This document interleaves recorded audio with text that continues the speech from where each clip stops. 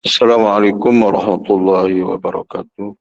Waalaikumsalam Bismillahirrahmanirrahim. warahmatullahi wabarakatuh. Alhamdulillahilladzi nawiru qulubul mu'min bi zikrullah liyazdadu imanan. Wassalatu wassalam ala nabil huda wal hikmah wa khataman nabiyyin wa imamul mursyadin Sayyidina Maulana Muhammad wa ala alihi washabbihi ajma'in. Amma ba'd. Kepada Bapak Pembina, para penasehat, pada Bapak para padal, Bapak pengurus yayasan, Bapak pengurus perguruan tingkatnya, Bapak Ibu, para hadirin hadirat jamaah perguruan Tarikat Naksabandi yang mengikuti zikir online pada pagi subuh ini yang dirahmati Allah. Puji syukur kepada Allah Subhanahu wa taala, kita sama-sama kita panjatkan atas limpahan rahmat, taufik dan hidayahnya kepada kita, hingga pada kesempatan ini kita dapat melaksanakan kewajiban kita, rutinitas kita. Semoga amal ibadah kita ini senantiasa dilimpahkan oleh rahmat dari doanya. Amin. Amin ya rabbal alamin. Salawat dan salam kepada junjungan alam, junjungan Nabi besar Muhammad sallallahu alaihi wasallam. Allahumma shalli ala sayyidina Muhammad wa ala ali Muhammad. Atas bimbingannya, syafaatnya yang kita harapkan, dan moga-moga kita dapat mentaatinya secara zahir dan batin. Amin. Amin ya rabbal alamin. Alhamdulillah wa syukurillah wa nikmat Allah. La hawla wa la quwwata illa billah. Alhamdulillah pagi ini kita terasa nikmat ya. Kenikmatan yang salah satu adalah kita mendapatkan hidangan ya. Ya, hidangan pada pagi hari ini yang kita menjadi sarapan rohani kita ya melalui amalan zikir. Kalau dalam bahasa Arabnya futur ya, sarapan. Kalau dalam bahasa Inggrisnya itu breakfast. Jadi itulah sungguhnya sebagai hidangan-hidangan rohani kita di pagi hari, itu dengan zikir. Dan zikir ini adalah satu kenikmatan yang Allah kasih, Allah karuniakan bagi mereka yang bersungguh-sungguh ya di dalam berzikir. Karena zikir ini akan menolong ya, rohani kita, memberi penerang, memberi ketentraman ya, kebahagiaan sesungguhnya. Makanya kita diminta oleh Allah, berzikir, fa inna zikra tanfa'ul mu'min. Berzikirlah karena zikir ini sangat bermanfaat terhadap orang-orang yang beriman. Itulah sebagai dasar kita, zikir ini sebagai kebutuhan ya sesungguhnya. Rohani ini supaya adem ya, tenang. Nah, ini jadi kalau rohani ini kita keluar dari zikir, tinggalkan zikir, apa yang terjadi? Itu kekeresangan, kebimbangan, ketidakdamaian ya, kacau balau rasanya kan gitu. Bayangkan enggak kita ketika kita sudah merasakan betapa nikmatnya, betapa indahnya, betapa menyenangkan zikir. Ketika lupakan terasa sekali, sangat terasa. Karena kita ada pembanding di situ. Tapi bagi mereka yang tidak ada ya biasa-biasa aja. Ya tidak bisa membandingkan mana gelap dan mana terang. Ya. Mana yang nikmat, mana yang tak. Ya, bisa mengukur kenikmatan itu dari sisi kenikmatan fisik zahir. Banyak harta lah, banyak duit, banyak semuanya kan diukur dari sisi luarnya saja. Allah kasih nikmat juga, tapi dari sisi lain. Makanya ketika dicabut nikmat zahir kita melalui sakit kita, bagaimana terjadi? Nah, itu disitulah baru terasa gitu, sehat dan begitu penting, sehat begitu indah dan nikmat sekali. Begitu sebenarnya itu bagian zahir. Begitu juga kalau kita keimanan kita dicabut, kenikmatan dalam berzikir kita dicabut oleh Allah. Itulah tanda-tanda bahwa Allah telah mencabut hidayah buat kita. Pertanda bahwa kita sudah tidak nikmat sholat, dan nikmat zikir, dan nikmat ibadah kan gitu. Itulah yang kita lebih-lebih di dalam kita menghadapi nazak kan, seorang nazak sungguhnya akan menghadapi satu kenikmatan di situ. Nazak itu indah, sebenarnya nikmat. Itu makanya mati itu adalah hadiah bagi orang yang beriman. Bayangkan ya, itu menyenangkan di situ. Makanya orang ingin berkali-kali untuk mengalami itu sungguhnya, dan kenikmatan yang mereka peroleh bukan sesuatu hal yang menakutkan, menyeramkan. Ada apa di situ? Di situ karena jalan kita untuk iqa'arabi, perjumpaan itu di situ sebenarnya melalui zikirnya kan itu terus diaktifkan ya. Nah, zikir-zikir inilah yang sungguhnya yang baca di jalan kita. itu wasilahnya, tetapi perlu harus ada pembimbingnya di situ. Ya itu harus dia bersanad ya, ibadah kita ini, zikir kita, sholat kita terima dari mana guru. Nah, itu sebelumnya makanya orang-orang yang dulu sangat teliti supaya ini bersambung kepada Rasulullah, kepada sahabat terus, tapi disampailah kepada para musyrik itu semuanya. Jadi tersambungnya inilah yang membuat ya, mendapatkan keridoan, ya kerahmatan daripada ibadah-ibadah kita. Jadi ya kita dapat dari apa yang kita peroleh dari buku atau dari apa yang kita buka di YouTube dan sebagainya kan gitu. Itu pun hanya sebatas bahasan-bahasan saja ya, penjelasan-penjelasan. Tapi bagaimana realnya daripada penjelasan itu sungguhnya, nah itulah yang harus kita terima sebenarnya. Ya, jadi ada sebagai sandaran kita, fokus kita dalam sholat, dalam zikir, dalam doa dan sebagainya. Jadi tidak hanya sebatas di kalamnya saja, di lisannya saja, itu syiarnya itu bentuk daripada ya zahiriahnya kan begitu. Tapi kan yang batin nih yang seperti apa kan begitu. Begitu penting sangat. Apa artinya zahir ini kalau ruh ini tidak ada kan begitu. Apa artinya lapas-lapas itu kalau tidak kita mengenal esensinya lapas itu sendiri. Bacaan itu esensinya kan begitu sebenarnya. Sama halnya zahir dengan batin. Ya zahir dengan ruh kita kan begitu. Ya ruh tanpa jasad kan kita tidak dikenal kan. Tapi ya, jasad tanpa roh kan tidak mungkin bisa hidup. Begitu juga lapas itu tanpa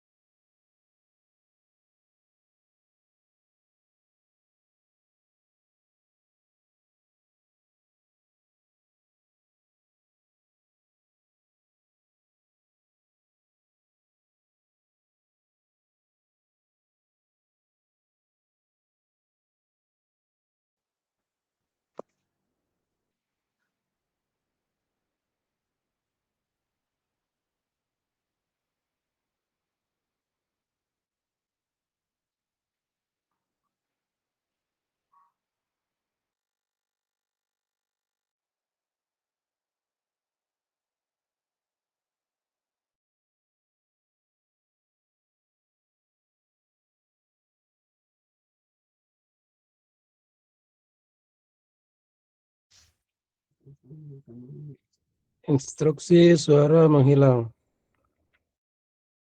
menjadi satu kekuatan buat kita. Kalau kita tidak bisa apa-apa, makanya kita katakan diri kita la hawla wala quwwata illa billah. Tapi quwwata illa billah itu di mana gitu kan? Hanya di lisan aja, yang sebenarnya ucapan. Itu semua orang bisa berucap la hawla wala, tapi tidak mengerti, tidak tahu di mana sesungguhnya kekuatan itu sendiri. Nah, itulah kita tunduk di situ, fokus di situ. Nah, mentiadakan diri kita benar-benar di arah yang ada yang semata-mata. Itu itulah baru mencapai namanya husuk, ikhlas, syukur, kesabaran semua. Itu sifat-sifatnya yang kita aplikasikan itu adalah bermula dari dia ya, dari situ dia. Makanya kita sebenarnya tidak ada apa-apanya kalau kita bandingkan dengan yang di dalam, yang kita bandingkan dengan sesuatu yang ada di dalam diri kita gitu ya. Itulah yang kuat. Itulah yang menjadi kita jadi bahagia, tenang, menjadi tinggi, menjadi agung mulia di sisinya kan begitu sebenarnya. Jadi semuanya ada di situ sebenarnya. Maka apa yang ada dalam diri kamu kenapa tidak dilihat, diperhatikan, didengar, dirasakan? Itu sungguhnya. Dan apa yang kita rasakan di sana, disitulah yang akan kita rasakan seterusnya. Apa yang diperoleh di dalamnya itulah yang kita peroleh nantinya. Tapi kalau kosong, itu berbahaya. Ada apa kok kita tidak dapat melihatnya, tidak dapat kita rasakan ada apa, di mana letak. Dan itulah yang perlu kita terus dikoreksi, perlu kita harus terus kita perbaiki di situ. Ya, jangan sebatas pengakuan, sebatas kita menyatakan dirinya ikut terus aktif dan sebagainya, tapi keaktifan di dalamnya itu terputus. Ya, itu enggak ketemu, enggak dapat. Itu sangat berbahaya itu. Itulah yang harus kita jaga hati-hati di situ. Maka apa yang terjadi? Makanya disitulah kadang-kadang ya kesulitan. Dari sisi zahirnya aja sulit, apalagi rohaninya kan bahaya kan. Di situ sebenarnya kita tidak tidak waspada, tidak memperbaikinya. Itu sebagai tanda-tanda ada apa Allah mempersulit kita, ada apa kita kesusah sekali, ada apa dan sebagainya. Itu banyak pertanyaan-pertanyaan sebenarnya. Itu kan sebenarnya ketika orang benar-benar dia di dalam iman, dalam bertakwa, Allah sudah beri jaminan kan bahwa akan dimudahkan, diberikan satu yang tidak tersangka-sangka, di jalan yang tidak tersangka-sangka, tanpa kita pikirkan, inginkan kan, akan secara tiba-tiba kan. Bayangkan enggak? Makanya seperti apa yang saya sampaikan terdahulu, bahwa jadikanlah Allah tempat perhatianmu sehingga akan Allah penuhi keinginanmu. Kan itu sungguhnya. Maka kita hanya tunduk di situ tanpa ada hal-hal yang lain yang kita perbuat, yang kita perhatikan. Sederhana sekali sebenarnya. Nah, inilah yang sebenarnya yang kita terus istiqomah, yang selalu kita perhatikan, yang selalu terus. Nah, itu masuk ke wilayahnya ya, masuk ke wilayah kerohaniannya.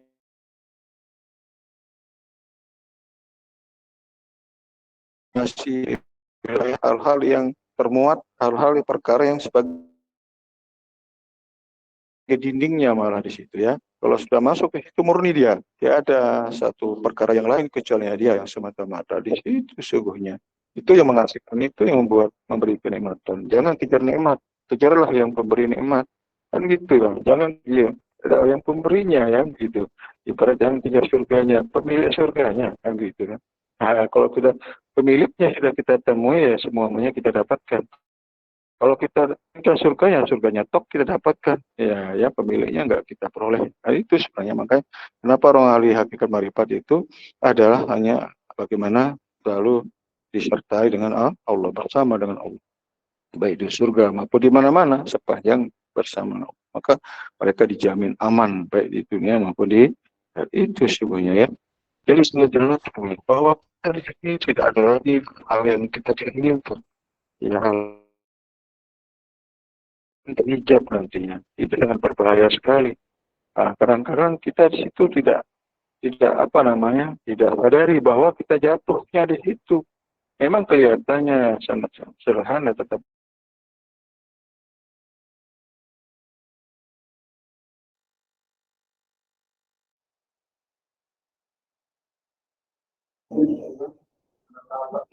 tabrak kawat, tabrak awan. Nah, bayangkan enggak gitu loh.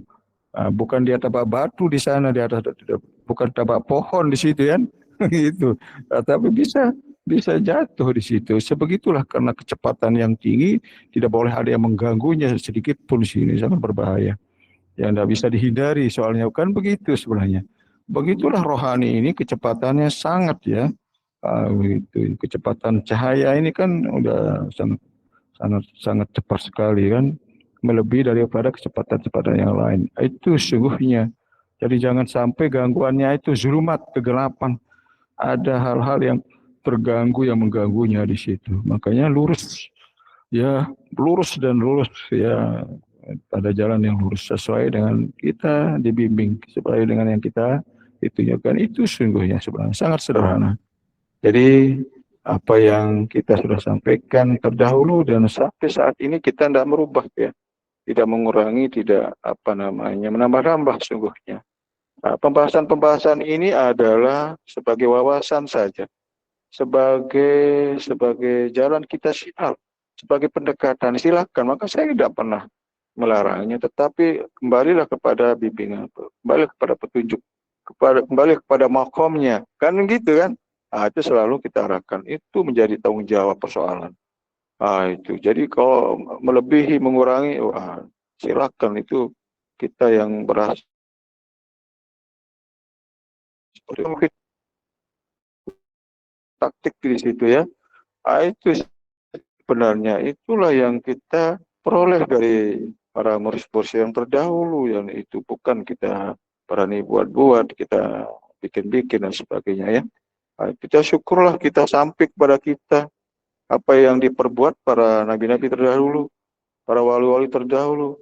Kalau kita sekarang kita dengar wacananya aja, pemahamannya, penjelasan, kemana-mana bentangannya, yuk. Tapi begitu masuk ke aplikasi, masuk kepada amaliyahnya, dalam praktiknya gimana, yuk? Sulit di situ gimana caranya.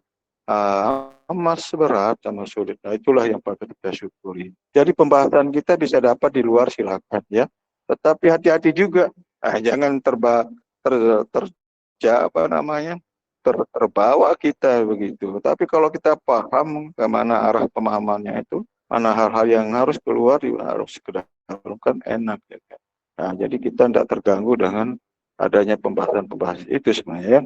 Nah, bahkan kalau bisa kan kita ambillah hal-hal yang bagusnya sebagai menambah wawasan sebenarnya. Coba perlu perhatikan begitu syarat enggak makna di dalam lapas itu sangat, itu kalau dibahasakan, nah, itu dijelaskan, itu adalah pohon-pohon ini sebagai tinta apa, sebagai penanya, dan laut ini sebagai tintanya, dan akan kita datangkan sebanyak itu pun juga tidak akan habis-habisnya. Itu sangat begitu luas pemahamannya, pembahasannya itu.